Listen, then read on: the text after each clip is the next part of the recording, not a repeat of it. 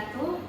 Kami dari kelompok 1 akan mempresentasikan proyek mata kuliah optimisasi yang berjudul Tracing Perencanaan Proyek Sosialisasi Ekoenzim menggunakan metode CPM. Adapun anggota kelompok kami, perkenalkan saya sendiri Salsabella Oktariani dengan NPM 2217031178. Saya Elsa Prilia Monte dengan NPM 2217031096 dan teman saya Ainda Putri dengan NPM 2217031103. Baiklah, yang pertama akan dijelaskan oleh Elsie. Yang pertama itu adalah pendahuluan. Ekoenzim adalah cairan serbaguna hasil fermentasi limbah organik seperti kulit buah, gula, dan air.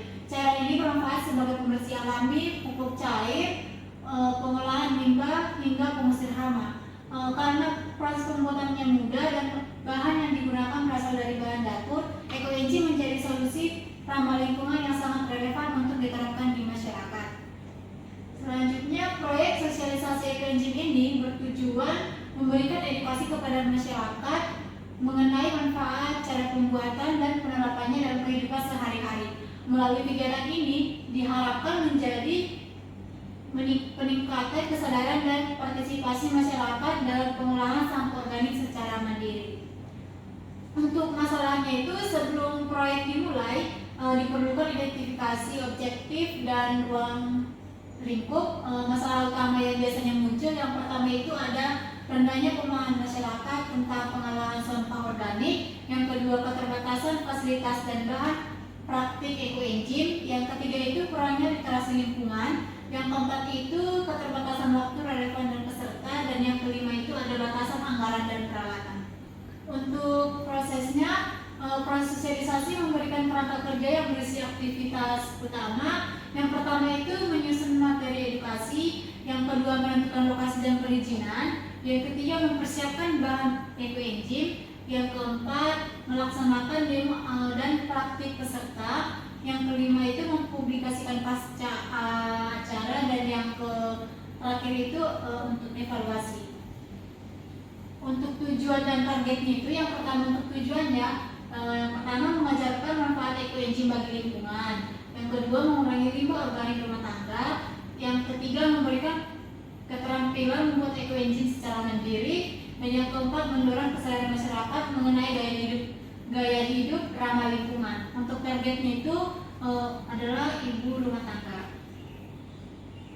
Pemain proyeknya itu, yang pertama itu ada project manager, yang tugasnya itu mengatur alur proyek, mengawasi semua tim, dan memastikan target tercapai. Yang kedua itu ada tim edukator, itu untuk mengisi sosialisasinya atau sebagai pembicara. Yang ketiga itu tim media dan publikasi, itu seperti membuat poster, modul, dan konten untuk dipublikasikan sebelum acara dan sesudahnya. Dan yang keempat itu ada tim logistik, itu menyiapkan lokasi, peralatan, serta bahan pembuatan untuk ekoenzimnya. Selanjutnya itu ada tim administrasi dan perizinan, itu seperti mengurus izin, pendapatan peserta, serta laporan administrasi.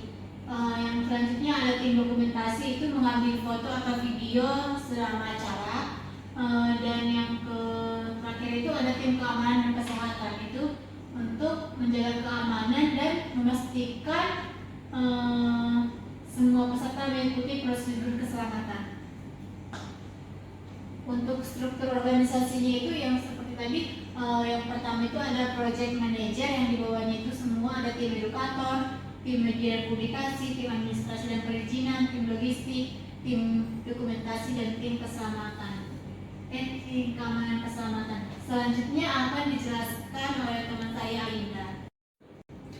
Selanjutnya ada proses dan kegiatan. Di sini akan dijelaskan bagaimana alur kegiatannya berlangsung. Untuk yang pertama yaitu 1-2 yaitu penyusunan konsep dan materi. Untuk 2 dan 3 yaitu pembuatan alat peraga dan bahan ekoenzim. Selanjutnya 2 dan 4 yaitu perizinan lokasi dan koordinasi panitia. Selanjutnya 25 yaitu persiapan desain poster dan publikasi. Lalu 35 yaitu penataan tempat dan logistik. Selanjutnya untuk 45 yaitu finalisasi acara dan technical meeting. Selanjutnya 56 merupakan pelaksanaan sosialisasi ekoenzim. 57 dokumentasi foto dan video.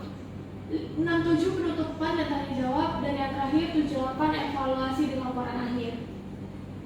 Selanjutnya di sini ditampilkan tabel untuk waktu normal, biaya normal, waktu crash, biaya crash, dan slow. Selanjutnya, efektivitas pelaksanaan kegiatan sosialisasi ekoenzim sendiri sangat dipengaruhi oleh bagaimana waktu dan biaya dikelola sepanjang prosesnya. Karena setiap aktivitas dalam sosialisasi saling berhubungan, perubahan atau keterlambatan pada suatu bagian dapat mengganggu keseluruhan rangkaian kegiatan. Untuk menghindari hal tersebut, diperlukan perencanaan proyek yang cermat dan terkoordinasi dengan baik agar seluruh tahap dapat terselesaikan sesuai jadwal tanpa pemborosan anggaran. Dalam studi ini, metode Critical Path Method atau CPM dan teknik crashing diterapkan untuk menentukan aktivitas mana yang berada pada jalur kritis serta mengidentifikasi langkah-langkah yang dapat dipercepat secara efisien sehingga waktu pelaksanaan dapat dipersingkat tanpa menimbulkan peningkatan biaya yang tidak diperlukan. Selanjutnya ini ada grafik jaringan normal dengan jalur kritis yaitu 1, 2, 4, 5, 6, 7, dan 8 dengan waktu normalnya yaitu 20 minggu dan biaya sebesar 1.310.000. Selanjutnya yaitu pada 2 dan 4 dengan mengurangkan waktu yang tadinya 6 minggu menjadi 5 minggu sehingga diperoleh waktu crashnya yaitu sebesar 19 minggu dan biayanya 1.340.000. Selanjutnya setelah aktivitas 2-4 di crash, proyek memiliki 2 jalur kritis paralel yaitu 2, 4, 5, 6, 7, dan 8 dan 1, 2, 3, 5, 6, 7, dan 8. Agar durasi proyek benar-benar berkurang, aktivitas yang di crash harus berada di semua jalur kritis. Aktivitas 35 hanya berada di salah satu jalur kritis, sehingga meskipun slope-nya lebih kecil, crash di 35 tidak mengurangi durasi proyek. Sebaliknya, aktivitas 67 berada di kedua jalur kritis sehingga ketika di crash, 2 jalur kritis terpotong sekaligus dan durasi proyek berkurang efektif. Selanjutnya akan dijelaskan oleh Salsa. Selanjutnya akan dilakukan proses crash kedua yang jalur kritisnya yang aktivitasnya berada di 2 jalur kritis yaitu slope terkecil yaitu aktivitas 67 dengan waktunya 18 minggu dan biayanya 1.370.000 setelah ditambahkan slope terkecil. Udah sempat ketiga kan?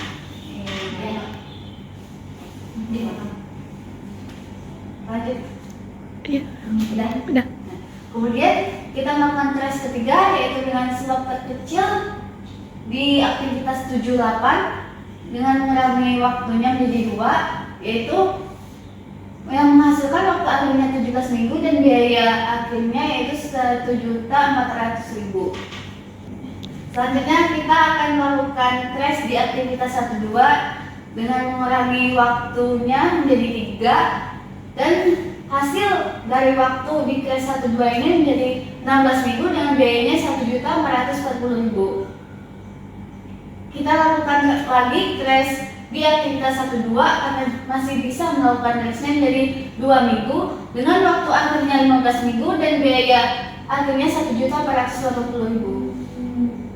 Kita lanjut dengan crash kelima dengan aktivitas 56 kita kurangi waktu di aktivitas 56 menjadi waktu akhirnya 14 minggu dan biayanya 1.530.000.